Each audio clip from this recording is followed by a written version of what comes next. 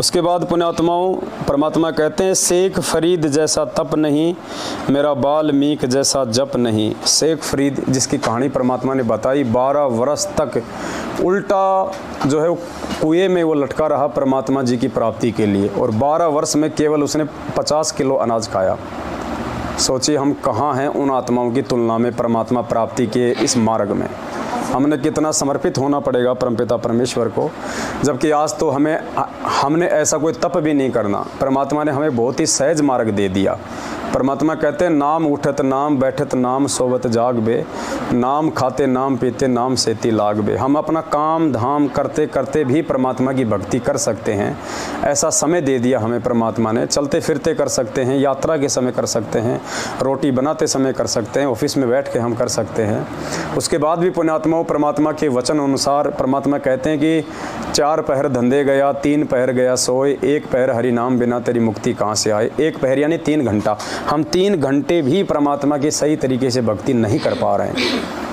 इतना तो हमें कम से कम हमें समय निकालना ही पड़ेगा परमात्मा की भक्ति के लिए। और 3 घंटे की भक्ति परमात्मा ने बताई कि 1.5 घंटा तो तुम्हारा परमात्मा की मतलब ये आरती समझ लो। देखो उसमें भी परमात्मा ने हमें कितना आसान कर दिया कि 3 घंटे तुम्हें केवल नाम ही नहीं जपना है। 1.5 घंटे परमात्मा ने हमें आरती दी है, सुबह की आरती, दोपहर की आरती, शाम की आरती, तकरीबन 1.5 घंटा हो जाता है। उसके बाद परमात्मा ने बताया कि आधा घंटा तुम्हारा प्रथम नाम का सुमरण, और उसके बाद में 1 घंटा भी अगर तुम सतनाम का सुमरण कर लोगे तो भी परमात्मा इस कलयुग की पिछली पीढ़ी में तुम्हारा उद्धार कर देगा। लेकिन आज हम इतने शाणे हो चुके हैं, आज हम अपने काम धंधे में हम इतने बिजी हो चुके हैं, वो 3 घंटे का समय भी निकालना आप और हम आत्माओं के लिए जो है वो दूभर हो रहा है। लेकिन पुण्यात्माओं वो समय लाने के लिए ही आज परमात्मा जो है ये संघर्ष कर रहे हैं। आज परमात्मा इतने मुश्किल भरे काम कर रहे हैं वो परमात्मा हम आत्माओं के लिए, ताकि इस कलयुग में जो है मिनी सतयुग आ सके, सारी पृथ्वी पे इस परमात्मा का ज्ञान फैले, सभी आत्मा उनकी भक्ति को स्वीकार करें, कोई भी जो है इस भक्ति के विरोध में ना हो, हर जगह परमात्मा के बच्चे दिखाई दें, हर जगह जो है प्यार हो, प्रेम हो, सौहार्द हो, भाईचारा हो आपस में। ये काला बाजारी, रिश्वतखोरी, भ्रष्टाचारी परमात्मा सारी की सारी जो है ये नष्ट करवा देंगे, ये बंद करवा देंगे। तो पुण्यात्मा वो समय लाने के लिए आज हमारे गुरुदेव संघर्ष कर रहे हैं। तो आज आप और हम सभी आत्माओं का ये परम कर्तव्य बनता है कि हम परमेश्वर के उस अज्ञान और पाखंड को जड़ से मिटाने वाले संघर्ष में हम उनका सहयोग करें। और ये संघर्ष पुण्यात्माओं हमने अपने अपने क्षेत्र में करना है, हमने अपने अपने जो है घरों में करना है, हमने अपने रिश्तेदारों के बीच में करना है। तो तब कहीं जाके हम सही मायने में हम इस परमात्मा के साथी हम कहलाएंगे। तो मालिक कहते हैं शेख फरीद जैसा तप नहीं, मेरा वाल्मीकि जैसा जप नहीं।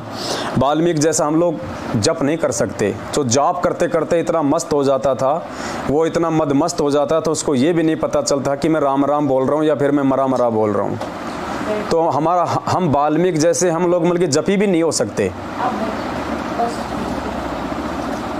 मंसूर जैसी अनल हक नहीं जिसने टुकड़े शरीर कराया है। मंसूर जी की कथा परमात्मा ने कितनी बार बताई है।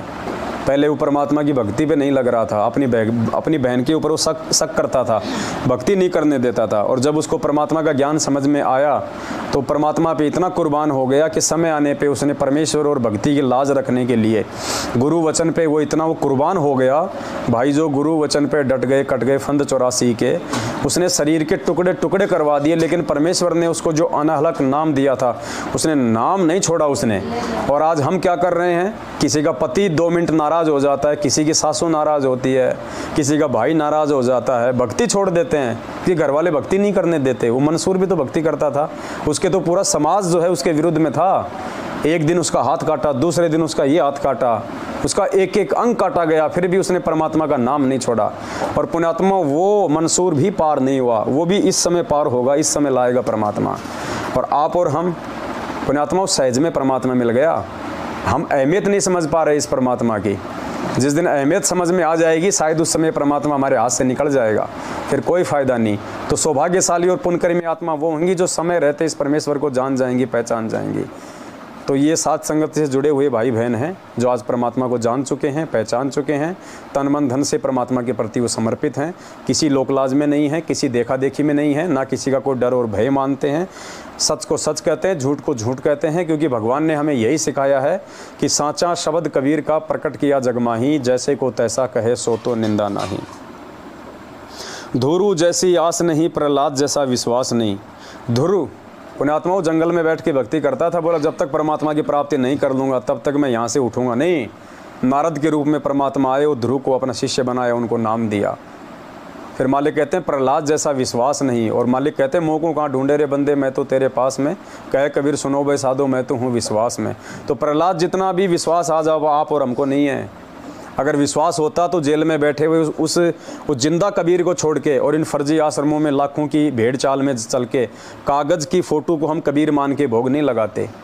परमात्मा ने तो पाखंड को हमसे दूर किया है, अज्ञानता को हमसे दूर किया। शिक्षा क्यों दी भगवान ने, शास्त्र क्यों पढ़ाए परमात्मा ने? इस पाखंडवाद को दूर करने के लिए, हमसे आन उपासना को छुड़वाने के लिए। और ये लाखों की संगत मूर्खता में उसी आन उपासना में डूब रही है। एक कागज़ के टुकड़े को भगवान मान रही है। अरे कागज़ का टुकड़ा भी भगवान मांगना है तो जिंदा कबीर को मानो, सतगुरु रामपाल जी भगवान की फ़ोटो को भोग लगाओ, ना कि उस दाढ़ी मूंछ वाली काल्पनिक फ़ोटो को जिसका रूप काल भगवान बना सकता है। तो पुण्यात्माओं ये सौभाग्य है आप और हम सभी आत्माओं का, जो परमात्मा ने हमें सद्बुद्धि बख्शी और मालिक ने हमारे को सात संगतियों से जो है वो जोड़ दी। ले जाएंगे नहीं, परमात्मा जाएंगे सह शरीर, गुरुजी जाएंगे सह शरीर। गुरुजी तो भेज देंगे सह शरीर, गुरुजी को भेजने में क्या, लेकिन हम भी तो उस लायक हो ना सह शरीर, हम भी तो जाने के लायक हो ना भगत जी। मालिक तो भेज देगा, भेजने को क्या दिक्कत है। और मालिक ने कहा है तो भेजे भी किसी न किसी को। तो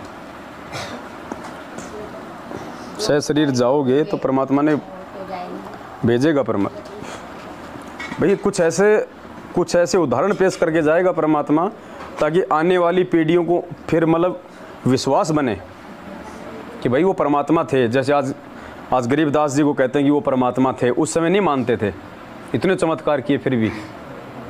तो चमत्कार तो परमात्मा करके जाएगा, आध्यात्मिक चमत्कार। तो मालिक भी कुछ भी कर सकते हैं, तो सह शरीर ले जाने में कोई दिक्कत नहीं। ले जा सकते हैं, कौन सी बड़ी बात है, लास्ट का समय है ये। लेके भी जा सकते हैं, लेकिन लेके उसी को जाएंगे जो माँ बेवकूफ़ी है जो रक्तदान कर रहे, देह दान कर रहे।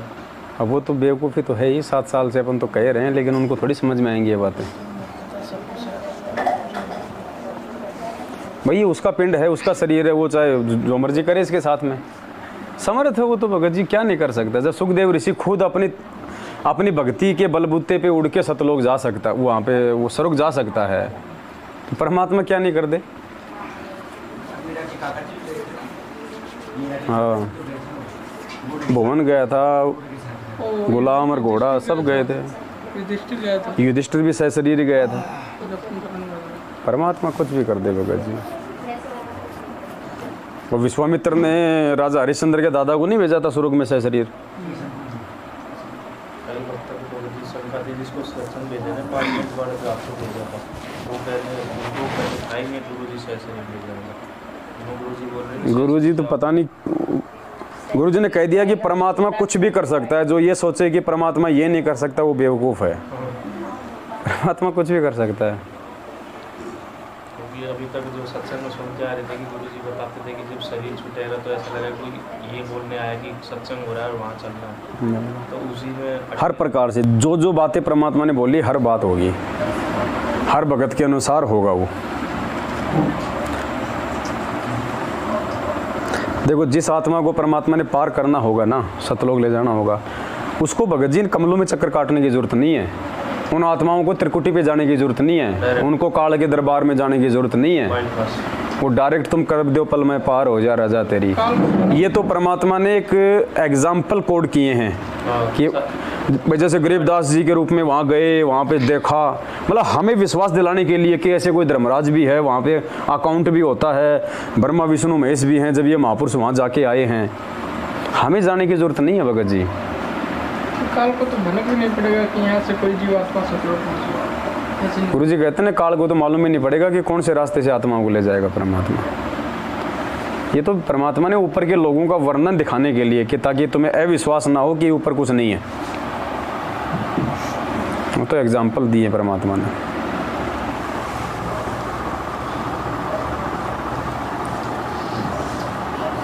फिर देखो परमात्मा ने कहा कि रंका बंका जैसा त्याग नहीं, मेरा बाजीद जैसा बैराग नहीं। रंका बंका जैसा त्याग नहीं। अब रंका बंका की कहानी परमात्मा ने हमारे को असंख्य बार समझाई है। और आज देखो पुण्यात्मा, रंका बंका वाली स्थिति भगत समाज की 27 साल के बाद में सात संगतियों से जुड़ के अब धीरे धीरे आ रही है। जब रंका और बंका इतने वो निर्धन थे, वो इतने गरीब थे, 2 टाइम की रोटी भी समझो बड़ी मुश्किल से वो जंगल से लकड़ियाँ तोड़ तोड़ के बेच के अपना जुगाड़ करते थे। और नामदेव जी उनके पास में आते जाते रहते थे। तो एक दिन नामदेव जी ने कहा कि महाराज ये बहुत ज़्यादा गरीब हैं और हो सकता है शर्मा शर्मी के कारण आपसे धन नहीं मांग रहे, आप इनको थोड़ा सा धन दे दो। तो परमात्मा ने कहा कि वे नामदेव ये धन नहीं चाहते। नहीं जी, बोले चाहेंगे क्यों नहीं, आप इनको देव तो सही। तो परमात्मा ने तो आज एक एग्जाम्पल कोड करना था। उस समय रंका बंका दोनों जंगल में गए हुए थे लकड़ियाँ काटने के लिए, पति पत्नी वापस आ रहे थे। बंका आगे था और पता नहीं अब रंका था या बंकी थी, मुझे भी ध्यान नहीं है उनका। रंका बंका, रंका उसका पति का नाम था, बंका उसकी औरत का नाम था। तो रंका जो है वो आगे था और बंका जो है वो पीछे आ रही थी लकड़ियाँ लेके। तो आगे चल के एक जो रास्ता था, उस रास्ते में नामदेव जी और कबीर परमात्मा एक पेड़ की ओट में छुप गए और कबीर परमात्मा ने सोने के गहने डाल दिए रास्ते में कि भाई देख वैसे तो ये लेंगे नहीं। तो नामदेव ने कहा कि महाराज आप रास्ते में डाल दो, ये ले लेंगे। क्योंकि अब कहते हैं नामदेव पार हो गया, कहाँ से पार हो जाएगा। तो जैसे वो आ रहे थे उधर से, तो गुरुजी ने बताया कि रंका आगे चल रहा था। तो रंका ने देखा कि सामने जो है सोने के जेवर पड़े हुए हैं और उसने सोचा कि औरत का जो मन है वो सोने के ऊपर बहुत ज़्यादा होता है, आभूषणों के ऊपर। तो उसने सोचा कि कहीं ये अपनी नीयत ना डिगाले और कहीं इसकी आस्था जो है मतलब बिगड़ ना जाए, कहीं अपनी भक्ति का नाश ना कर ले। ये विचार करने की बात है ये। तो रंका ने अपने पैर से मिट्टी उनके ऊपर डालनी चाहिए। अब उसने भी देख लिया, वो भी तब तक नज़दीक आ गई। तो बंका क्या बोलती है कि जी चलो चलो आगे, मिट्टी पे मिट्टी मत डालो, चलो चलो आगे। तो पुण्यात्माओं, ऐसा त्याग, ऐसा बैराग आज देख लो क्या हो रहा है सात संगतियों में। इतना चिल्लाता है दास और ऐसी ऐसी बातें बताता है कि परमात्मा ने वैश्या की संज्ञा दी है। वैश्या की संज्ञा ये आडंबर करने वाली माता बहनों को, ये सोने चांदी के आभूषण पहनने वाली माता बहनों को परमात्मा ने वैश्या तक की संज्ञा दी है। तो कहानी बता के कि पहले ये आडंबर, ये नाटक गैर पुरुषों को रिझाने के लिए वो कोठे पे बैठी हुई औरतें किया करती थी, हार श्रृंगार ये। तो आज सौभाग्य है परमात्मा का कि 90% माता बहनों ने तो ये सोना चांदी को छोड़ दिया है पहनना सात संगतियों में। और भगत जी एक बार दिखाना सभी माता बहनों को, देखे यहाँ आप सभी भाई बहन देखिएगा, यहाँ पे 9-10 माता बहनें हैं, ना किसी के कान में कुछ मिलेगा, ना किसी के नाक में कुछ मिलेगा। आप देख सकते हैं, एक एक माता बहनों को जूम करके दिखाओ। तो पुण्यात्माओं, ये ज्ञान का असर है, ये पिछली पीढ़ी का समय आ गया। अब परमात्मा का वचन फलेगा और सात संगतियों के माध्यम से ही परमात्मा सबको निर्मल करेगा, परमात्मा सबको उज्जवल करेगा। सब परमेश्वर के मार्ग पे चलेंगी, सब परमात्मा के वचन को मानेंगी। जब हमारे गुरुदेव भगवान ने कह दिया कि सोना तो अपने घर में भी नहीं रखना चाहिए, पहनना तो बहुत दूर की बात है, खाम खाई होती सिर का दर्द है, तो हम तो भगवान के वचन को मानेंगे तभी तो हम भगत कहलाएंगे। भाई जो गुरु वचन पे डट गए, कट गए फंद 84 के।